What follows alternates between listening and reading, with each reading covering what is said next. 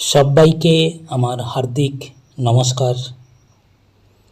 আজকের কবিতাটি কবিগুরুর গীতবিতানের প্রেম পর্বের 134 নম্বর। আমার দোসর যেজন ওগো তারে কে জানে, একতারা তার দেয় কি সাড়া আমার গানে কে জানে। আমার নদীর যে ঢেউ ওগো জানে কি কেউ, যায় বহে যায় কাহার পানে কে জানে।